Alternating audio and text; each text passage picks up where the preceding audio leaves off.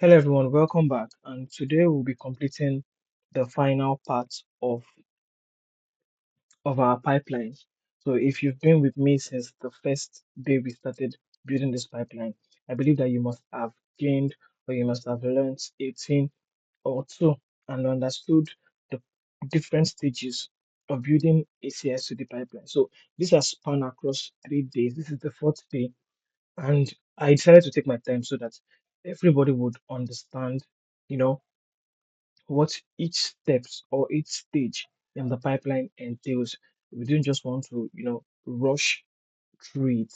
I want us to see how everything, plays out step by step, and also the mistakes or the errors we encounter when trying to build a pipeline. So, I really appreciate the fact that you've stayed to this very video, and I will just this is where we're going to, round up everything, everything together today, and our pipeline should be complete. Our CI pipeline should be complete. So the last stage that we are working on, we've checked out the code, we've tested the backend, we've built our image, we've scanned our image, and the last stage is to push to our remote repository.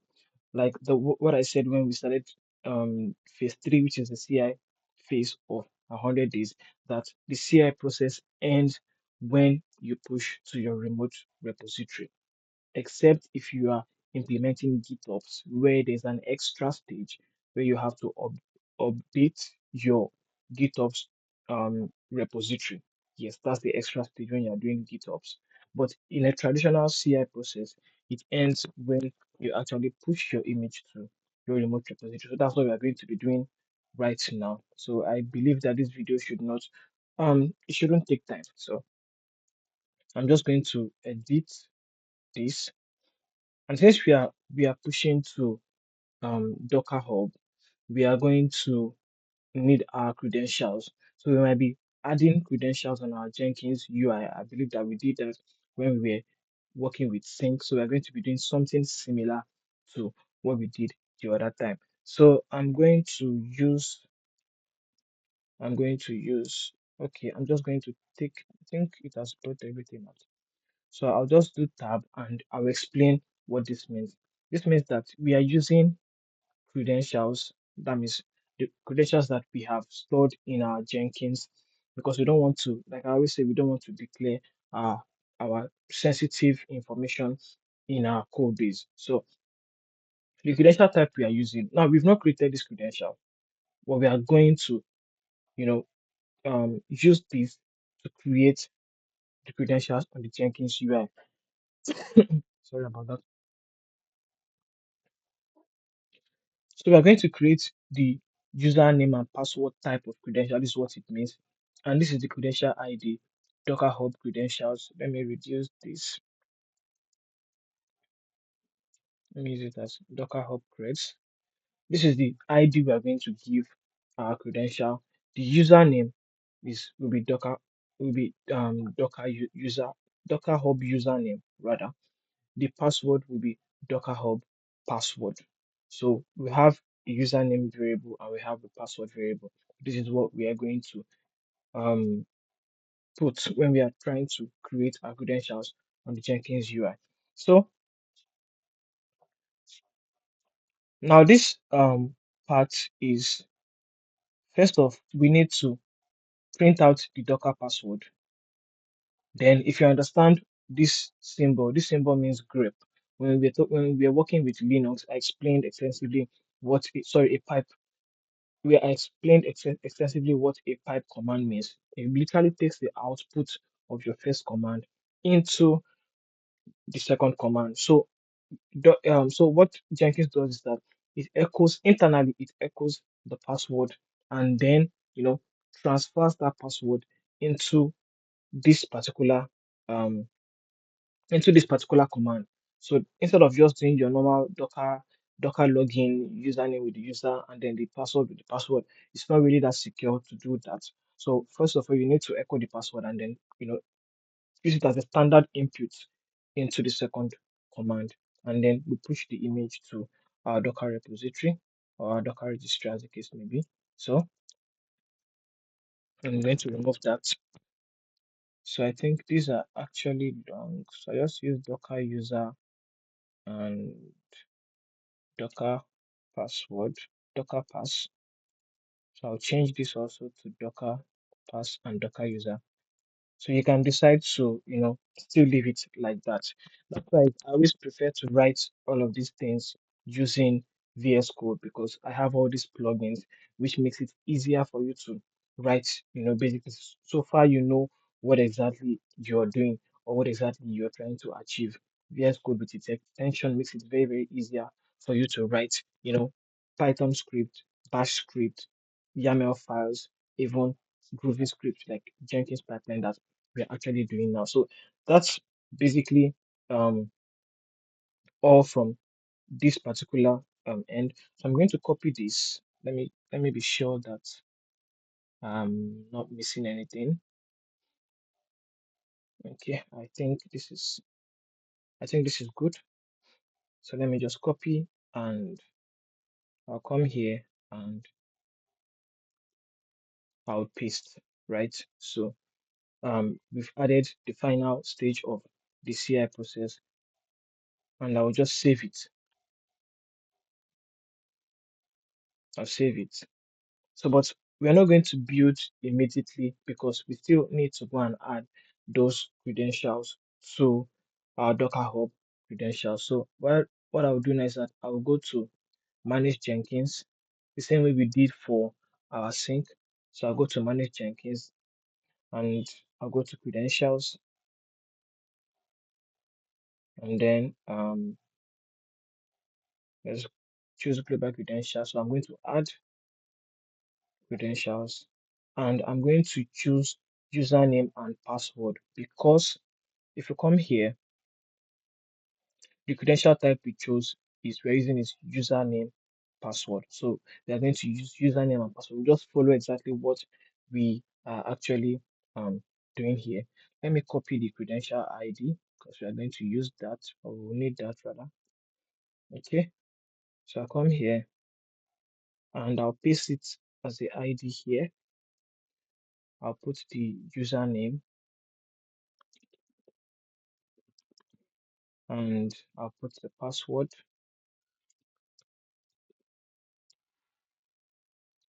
and description Docker Hub credentials then credentials. So we chose a credential of username and password type. The scope is global. I've inputted my username and I've also put my password and then the Docker ID matches with the Docker ID is very, very important because if it doesn't match with what you have in in your script, it is not going to work because it is from this credential ID that it picks the username and the password, right? So that's pretty much all we have to do from this end. So we create it. So we create it. Then once we are done creating, yes, we can now go to Jenkins to run our pipeline.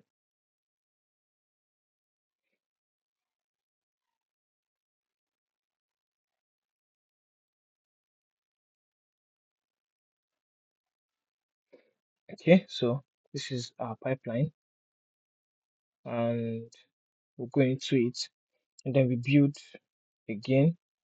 So we have to go through the process, but it's not going to take that long because a lot of stages to be cached. So it wouldn't take long. So it's already building and all of that. So let's what we're particular about is the last stage. So all the other stages should run because we've tested them. So all the other stages should actually run. So we are particular about the final stage, working perfectly.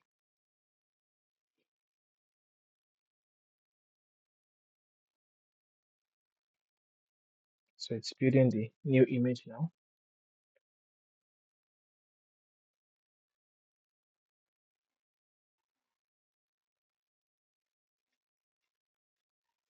So it's done with the front end, it's building the back end. Like I said, it shouldn't take time because it will cache. everything. So now we are trying to scan for vulnerabilities again. So sometimes it's this scanning can be very funny in the sense that you might scan for vulnerability now, and then you have zero vulnerabilities and everything is fine. And then the next time your pipeline runs, you find vulnerabilities. It happens. And that is why I had to specify the threshold. So we only want it to catch critical vulnerabilities. If it is not critical, then you can, let it let it go. So that's why most times you need to understand the flags that you use and all of that. So it has been authenticated to sync, and then it's scanning the front end image. It will also scan the back end image. And after we are done with this particular phase, then we are down to the final stage of the pipeline. So let's give it a sec for it to scan the front end and also do same for the back end. Okay, so the front end and the back end has been scanned successfully, so there are no issues. So we are now in that final stage, and we are trying to confirm that everything that we did is correct. Okay, log in successfully. So I've been able to log in, so my credentials have been stored um unencrypted, and I want to look into this because we don't want to store unencrypted credentials in Jenkins. Don't want to stop playing credentials in Jenkins. So we might need something that we might need to look into. So we're currently pushing the front end image to our Docker repository and Docker repository, yes, or registry as you may want to call it. So once we are done pushing the front end, then we should push the back end. Then we can also confirm from Docker if the image has actually been pushed. So that's to show you that our setup was actually correct. So the front end has been pushed. So I think now it is pushing the back end image. So that shouldn't take so long. And once that is done, we know that we've successfully, written a CI pipeline and we did it from scratch. So I would advise that you play around with, writing pipeline, get familiar. First start with the building blocks. Start with, you know, I said the most important things are pipeline, agents, stages stages and steps. So once you have that framework, then you can now plug in every other thing into what you're trying to do, which is what I did in the first instance. We created the framework and then we started plugging things. That is one of the best ways you can actually, bring break down a complex thing into smaller chunks. So this has been successfully pushed. So let's go back to our um Docker hub. No, this is Docker docs. So let's go back to our Docker hub to confirm that the image was indeed pushed to the repository. Okay, so we can see 1 minute ago, and if we check the backend, we want to confirm that indeed the image was properly tagged. So we can see that we have this 1.18 tag was pushed a minute ago. So that is to show you that we've successfully completed um, our CI pipeline. So if you've been able to do this, I congratulate you because you've done something that not everybody can successfully build from scratch. And I really hope that you celebrate yourself for what you've been able to achieve so far. So there's one more thing that we need to actually do. So you can see where we started from and you can see what we've been able to do. Somebody looking at this at first glance would might find it overwhelming and might feel like, oh, how do I start building this thing from scratch? But if you followed, you can see where we started small and then we started building each stage brick by brick till we got to where we actually are right now. So there's one more thing that I want to it's best practice actually. It's best practice, and that is having a post message. A post message basically, let me see. Yes, so A post message basically just it echoes, it can echo, okay, it's just like a confirmation to ensure that your your pipeline was successful. So it's can ensure that your pipeline was actually successful. So it's just a good to have. It's very, very good to have. And for this now, my VS Code is suggesting basically what you do is that after you log into Docker, after Jenkins logs into Docker with the credentials, you want to actually log out and then do any form of cleanup that needs to be done, right? So Docker logout and then do any form of cleanup. Basically, what we are doing is we are cleaning up the environment so that everything still looks nice and clean. So if you want more details about the post message, you can actually you can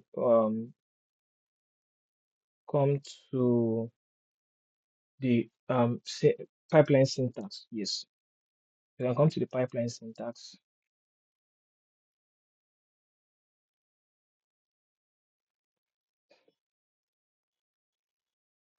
So I just want to show you how you can write it.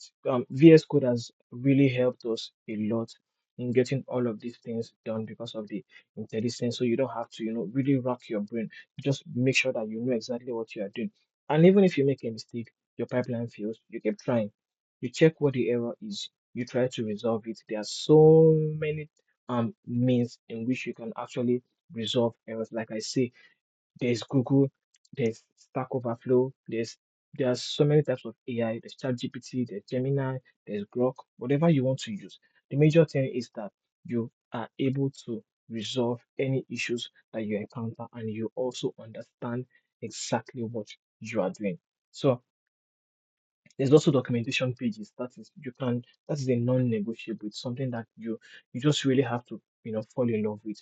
Make sure that you are very conversant with the documentation pages of every tool that you are working with. So now I wanted to show you post, yes, post stage or build condition. So there are so many stages, there are so many things that you can use.